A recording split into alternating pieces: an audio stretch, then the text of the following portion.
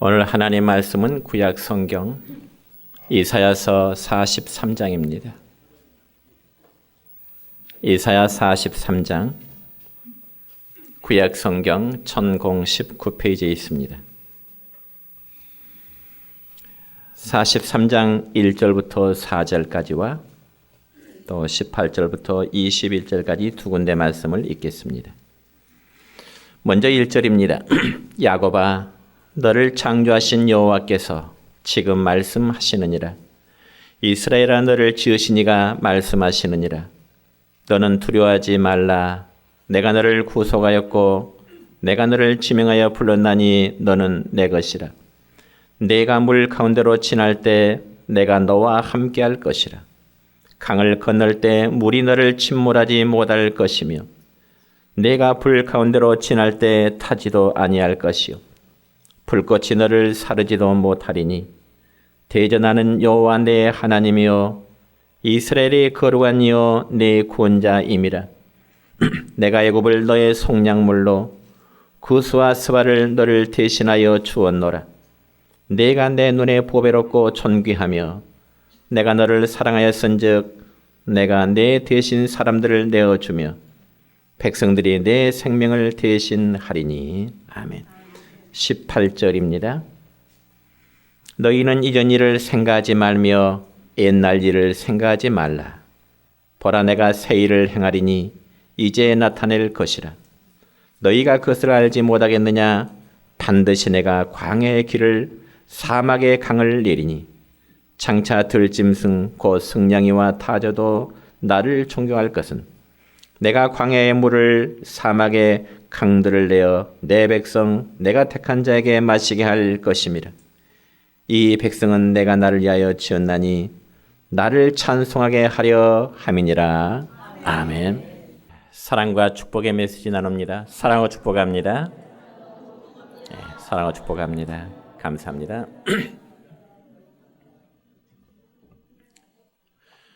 오늘은 구약 성경 이사야 43장 1절부터 4절까지 그리고 18절부터 21절까지 있는 말씀을 중심해서 내가 새 일을 행하리라 하는 제목으로 말씀을 선포하고자 합니다. 여러분, 새라는 기분은 어느 누구에나 희망이 있고 또 기쁨이 있습니다. 그래서 새로운 환경, 또 새로운 시간, 또 새로운 만남 등은 언제나 우리들의 삶에 활력을 불어넣어주는 그러한 계기가 될 수 있는 것입니다. 여러분, 어떤 젊은 남녀가 서로 결혼을 하기로 결정하면서 약속했던 것이 하나 있었습니다.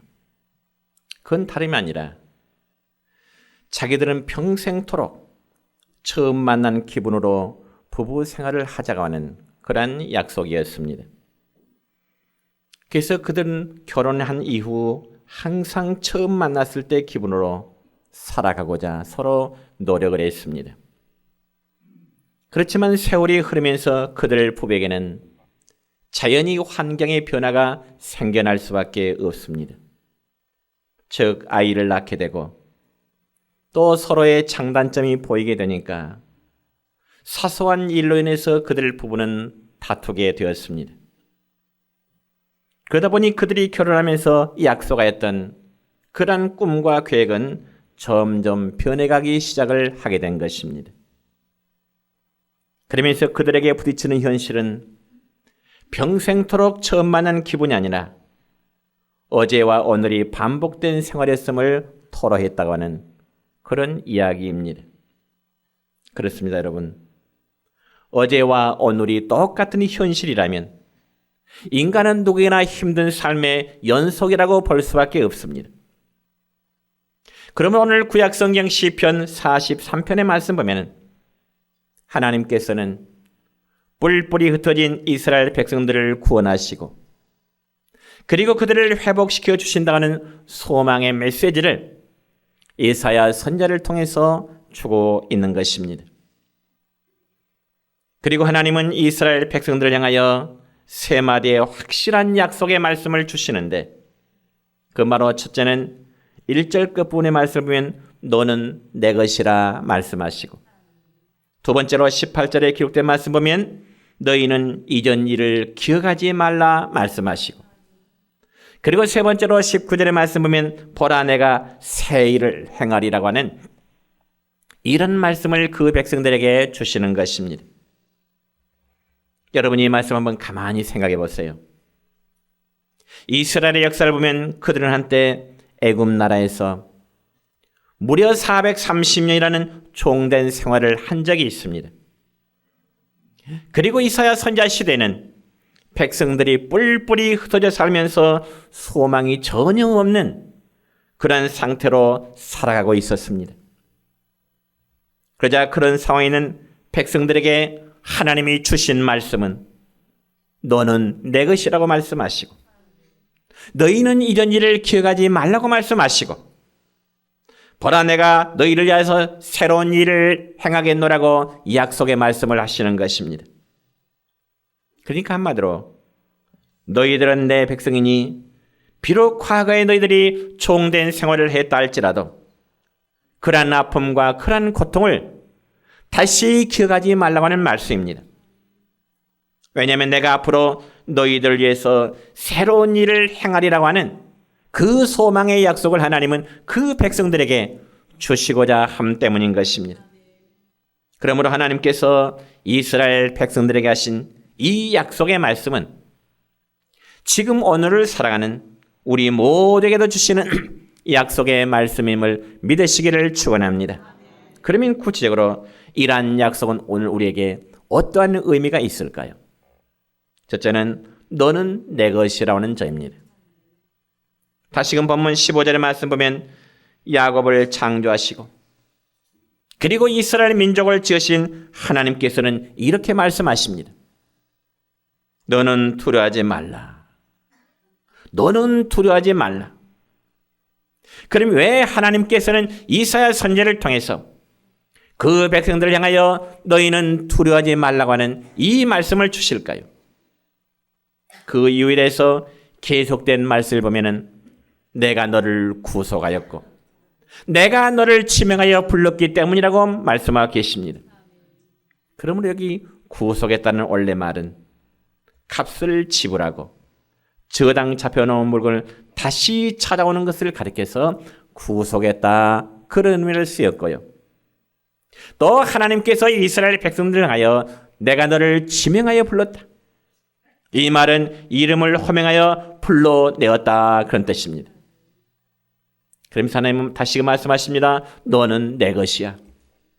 이스라엘 공동체 너희들은 다 내 것이라고 말씀하십니다. 하나님의 당신의 소유물이라 그렇게 말씀하십니다. 여러분, 이 말씀은 그만큼 택한 백성들을 하나님이 정말로 소중히 아끼고 그들을 정말로 사랑하신다고 하는 하나님의 마음의 표현인 것입니다. 그러므로 우리 성도들도 모두 다 하나님이 택하신 하나님의 거룩한 백성입니다. 왜냐하면 우리 각자를 하나님의 아들 되신 예수 그리스도의 거룩한 피로 구속하셨고 각 사람의 이름을 다 불러서 내전교회 공동체라는 이 거룩한 공동체로 우리 모두를 불러 모아주셨기 때문인 것입니다. 그러므로 구약 신약 성경 베드로전서 2장 9절의 말씀 보면 베드로 사도는 핍박으로 인해 흩어진 초대 교회 성도를 향하여 이러한 위로의 말씀을 주십니다. 시작. 너희는 택하신 족속이요 왕같은 제사장들이요 거룩한 나라요 그의 소유가 된 백성이니 아멘. 그럼 우리는 모두 다 하나님의 소유물인 하나님의 백성들입니다.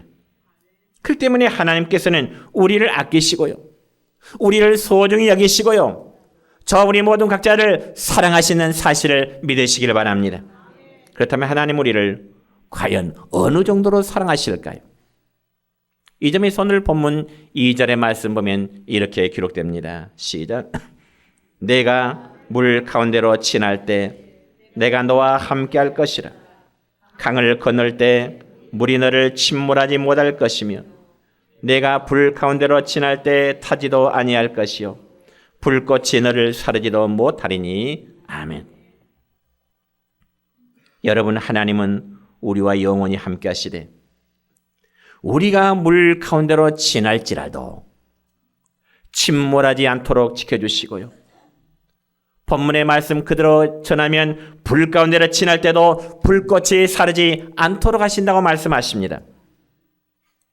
물론 그렇다고 해서 믿음이 좋다는 사람이 깊은 물에 빠져서 죽지 않는다는 그런 의미가 아닙니다. 또 믿음이 좋다는 사람이 아주 뜨거운 불 속에 들어가도 오단나 타지 않는다는 그런 의미가 결코 아니에요. 아무리 믿음 좋은 사람도 깊은 물에 빠져서 스스로 헤어나지 못하면 죽는 게 당연하고요. 믿음이 좋은 사람도 불 속에 뛰어들어가면 태워지기 마련입니다. 그럼에도 하나님 말씀하시기를 네가 물 가운데로 지날 때 물이 너를 침몰하지 못하게 할 것이라. 네가 불 가운데로 지날지라도 불이 타지 못하게 할 것이라. 이 말은 하나님께서요 위기의 순간에 그의 백성들을 지키시겠다고 하는 강한 의지의 표현을 성경에서는 이렇게 기록하고 있는 것입니다. 그래서 본문 4절 첫 부분의 말씀 보면 이런 말씀이 기록됩니다. 시작. 내가 내 눈에 보배롭고 존귀하며 내가 너를 사랑하였은즉 믿습니까? 하나님이 우리를 보배처럼 여기신다고 하네요. 참으로 하나님은 택하신 성도들을 보배롭고 존귀하게 여기시며 그 백성 한 사람 한 사람을 내가 사랑하노라 말씀하십니다. 물론 하나님 우리가 능력이 많고 잘나서 보배롭고 존귀롭게 여기심은 결코 아닙니다. 우리를 보배롭고 존귀한 것은 하나님께서 우리를 자신의 아들의 피로 우리를 구속하셨고 또한 우리 각자를 지명하여 불러내셨기 때문에 그렇습니다. 다시금 말씀드려서 하나님은 우리를 위해서 그 아들이신 예수 그들을 보내어 엄청난 희생을 치르셨기 때문에 우리는 하나님 앞에서 보배롭고 정말 존귀한 자로 여김을 받게 된 줄로 믿으시기를 바랍니다. 여러분, 사람이요 어떤 물건도 값을 얼마나 지불했느냐에 따라서 그에 따른 가치 기준이 달라지게 되는 겁니다. 예를 들어서 여러분 10,000원짜리 물건은요 밖에 내놓고 잠을 잘 수 있어요. 그러나 어떤 물건이 1억 원의 가치가 나가는 물건이라면 밖에 내놓고 편히 잠잘 수 있을까요? 아니요. 아마 1억 원짜리 물건이라면 가장 중요한 곳에 보관하게 될 것입니다. 왜냐하면 그만한 값을 지불했기 때문에 그렇습니다. 그와 마찬가지로 하나님은 우리 각자를 사랑하시겠어 그 아들이신 예수 그리스도의 피를 흘리게 하는 엄청난 값을 지불하셨기 때문에 우리를 보배롭고 우리를 존귀한 자로 맞아주신다는 사실을 믿으시기를 바랍니다. 그러므로 본문에 기록된 야곱과 이스라엘은 어떤 한 개인을 말하는 것이 아니라 이스라엘 전체의 공동체를 말하는 것입니다. 그러니까 오늘날로 말하자면 그리스도의 피로 구속하신 교회의 공동체를 가리키는 말씀입니다. 그 중에 제가 포함되고 우리 모두가 포함된 줄로 믿습니다. 이처럼 하나님은 교회의 공동체를 오늘도 역시 보배롭고 존귀하게 여기십니다. 그래서 신약성경 마태복음 16장 18절의 말씀 보면은 우리 주님께서는 베드로를 축복하시면서 이런 말씀을 주십니다. 시작. 너는 베드로라. 내가 이 반석 위에 내 교회를 세우리니 음부의 권세가 이기지 못하리라. 아멘. 여러분, 이 말씀의 의미는 세상의 그 어떤 권세로도 그리스도의 피로 세워진 하나님의 교회를 무너뜨릴 수 없다는 약속의 말씀입니다. 특히 우리가 기독교 역사를 보면 세상의 정치 권력들로 인한 기독교 역사는 수많은 핍박의 역사들이 있었습니다. 피해의 역사들이 있었습니다. 그래서 당대에는 많은 초대교회는 순교자들이 많이 있었습니다. 그럼에도 불구하고 하나님의 교회는 역사 속에 없어지지 않냐고 오늘에까지 이르게 된 것입니다. 그러므로 하나님의 교회는 어떠한 폭풍이 몰아쳐도 무너지지 않습니다. 어떤 불시험이 와도 하나님의 교회는 더욱 견고할 수밖에 없는 것입니다. 두 번째는 이전 일을 기억하지 말라는 것입니다. 오늘 본문 18절의 말씀입니다. 시작. 너희는 이전 일을 기억하지 말며 옛날 일을 생각하지 말라. 아멘. 그러면 여기 이전 일이란 어느 때 일을 말씀하시는 것일까요? 이 부분에서는 두 가지 의미가 있는데요. 이전 일이란 출애굽 사건을 말하기도 하고요. 두 번째는 바벨론 포로에 잡혀가서 온갖 수모를 당했던 과거의 일을 의미하기도 합니다. 그러니까 하나님의 백성들이 애굽 땅에서 430년 동안 그들이 종된 생활을 하다가 해방된 사건이야말로 영원히 잊지 못할 너무나도 영광스러운 일입니다. 그렇지만 앞으로 하나님이 행하실 일은 그것과 비교할 수 없는, 종된 삶에서 그들을 자유케 하신 그 일과는 비교할 수 없는 너무나 엄청난 일이기 때문에 너희들은 과거의 영광에 사로잡혀 있지 말아라 하는 뜻입니다.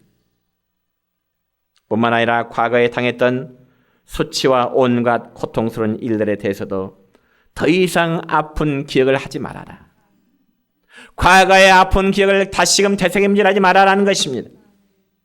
왜냐하면 과거의 모든 수치를 잊을 만큼 이제는 영광스러운 새 일을 그들에게 하나님께서 베푸실 것을 약속하고 계시기 때문에 그렇습니다. 그러게 하나님은 과거에 매이지 말라고 말씀하십니다. 저는 연말 송구영 신예배 때 뒤의 것을 이제 돌아보지 말라는 그런 메시지를 전한 적이 있습니다. 그럼 오늘날 우리에게도 과거에 경험했던 하나님의 역사가 정말 귀하기는 하지만은 그러나 앞으로 일어날 역사에 비하면 아무것도 아님을 알아야 되는 것입니다. 여러분 특별히 사람이라면 지나가는 과거의 시간에 너무 얽매이다 보면은 새로운 출발을 할 수가 없는 것입니다. 예를 들어 어떤 분이 말하기를 나도 왕년에는 정말 하나님께 헌신할 만큼 했고 나도 한때는 열심히 신앙생활을 했다고 주장하면서 현재 하나님께 대한 헌신과 신앙생활을 제대로 하지 않고 있다면 그런 아무런 의미가 없는 겁니다. 그러므로 분명히 아십시다, 여러분. 과거는 아무리 추억해도 오늘 나에게 유익을 주지는 못합니다. 비유를 해볼까요, 여러분? 과거에 아무리 미스김이 좋아도 지금의 미스 최와 결혼했으면 미스에서 최를 사랑해야지. 과거의 미스 김을 그리워한다면 어떻게 되겠습니까? 그럴 수 없는 거죠. 현재 내 사랑의 대상자가 누구인지를 바르게 깨달아야 되는 겁니다. 그러므로 과거의 메인 인생, 그리고 과거를 그리워하며 그때가 좋았는데라고 생각하는 사람은 신기루를 잡는 허무한 세상을 살아갈 수밖에 없습니다. 여러분, 우리는 솔직히 지금까지 살면서 지나가는 과거의 시간들을 되돌아보면 기뻤던 일도 있었을 것이고 때로는 괴로움과 슬펐던 일도 있었을 것입니다.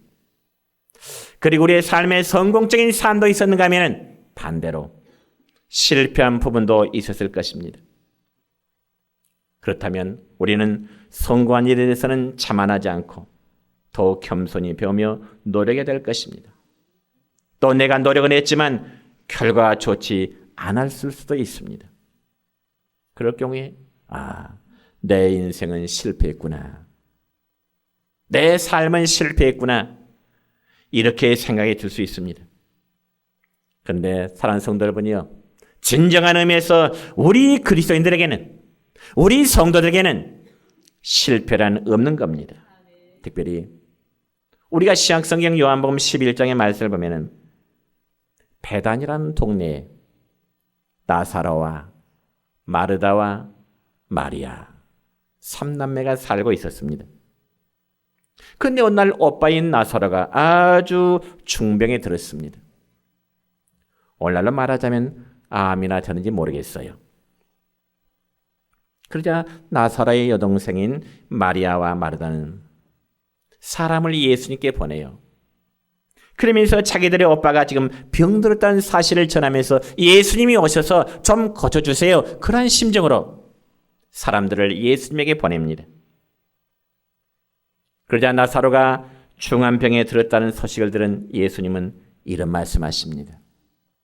요한복음 11장 4절을 보니까 주님은 이런 말씀하세요. 시작. 이 병은 죽을 병이 아니라 하나님의 영광을 위함이라. 아멘.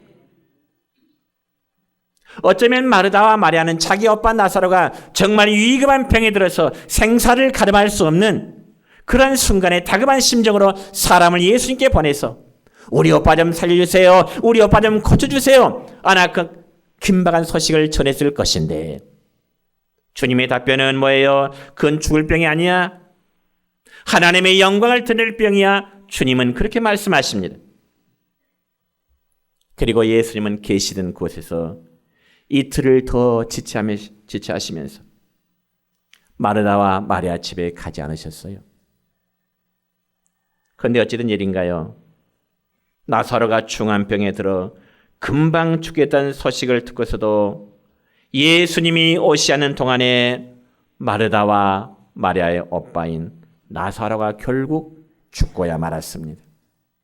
죽고야 말았어요.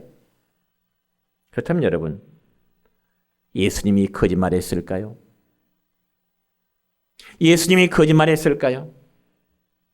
분명히 요한복음 11장 15절의 말씀 보면 또 주님은 이런 말씀하십니다. 시작.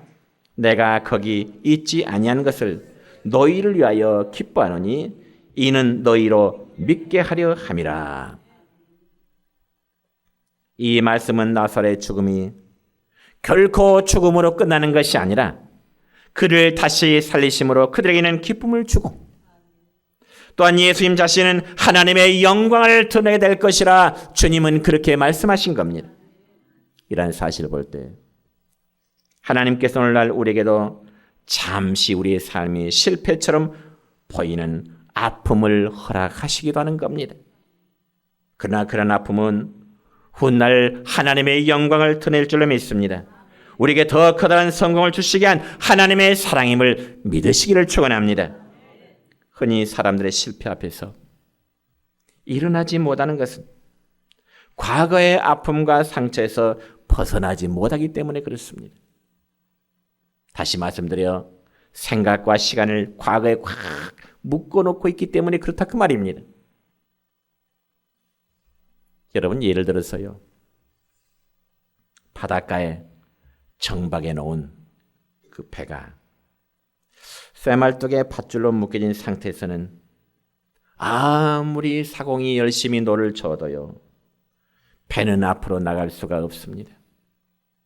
그러면 밧줄에 묶여진 배가 앞으로 나가기 위해서는 과연 어떻게 해야 될까요?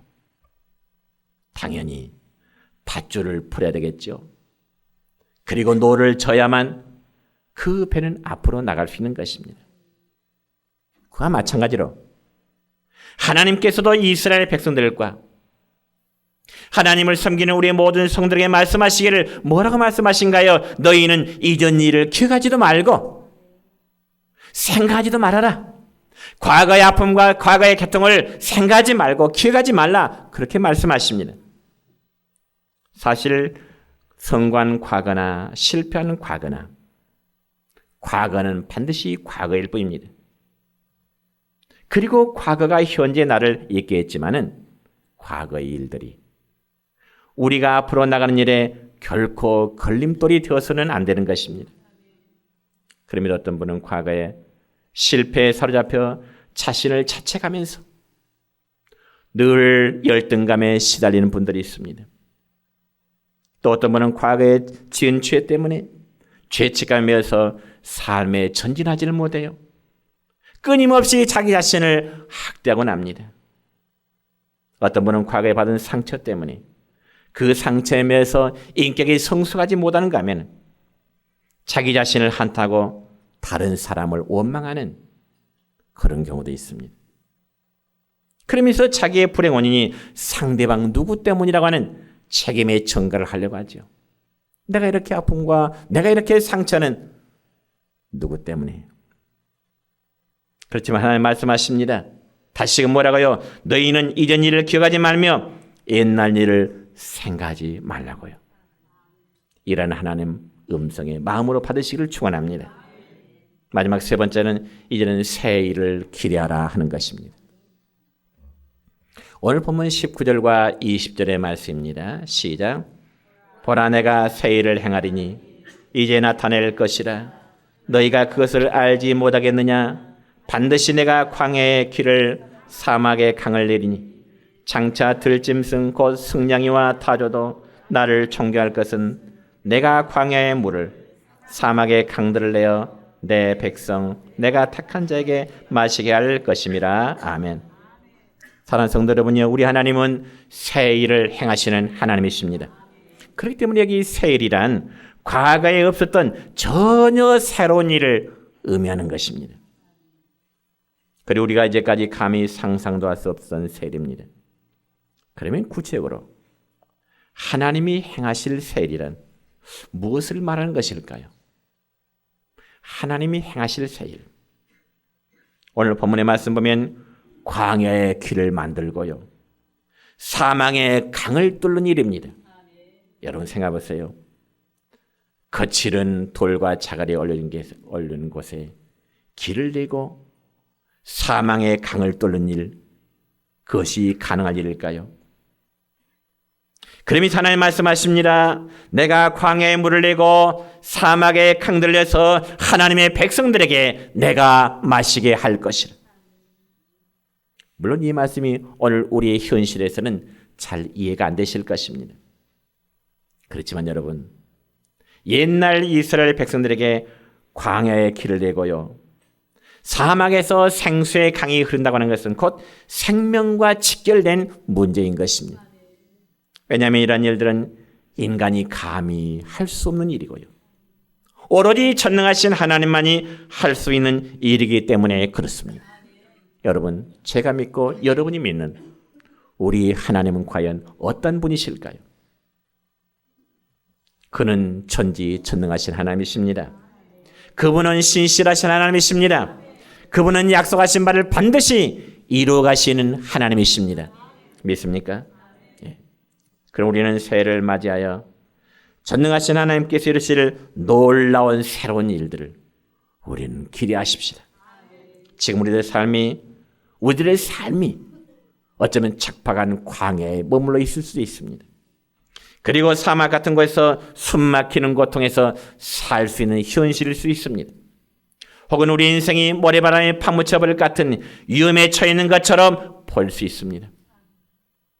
그렇지만 하나님은 저와 여러분에게 다시금 이렇게 말씀하십니다. 따라서 합시다. 보라, 내가 새 일을 행하리니 이제 나타날 것이라. 믿으시기 바랍니다. 저와 여러분의 인생에 하나님께서 지금 이미 새로운 일을 계획하시고 시작하고 계신 줄로 믿습니다.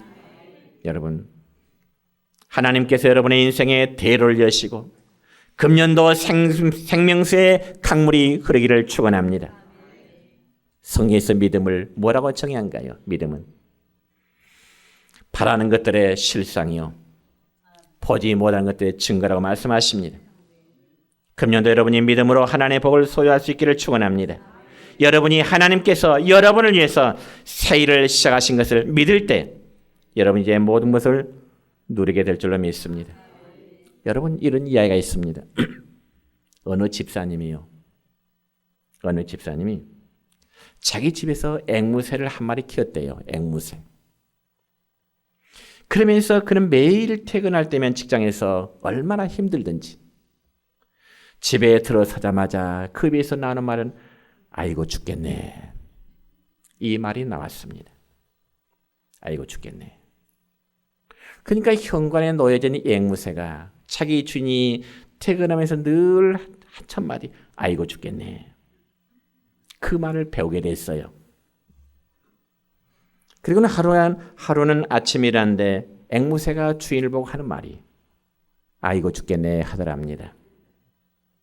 그래서 처음에는 앵무새의 그 말에 참 주인이 웃음이 나왔겠지요. 웃음이 나왔습니다. 그런데 이 앵무새가 아침 저녁으로 볼 때마다 아이고 죽겠네 아이고 죽겠네 하니까 이제는 듣기가 싫은 거예요.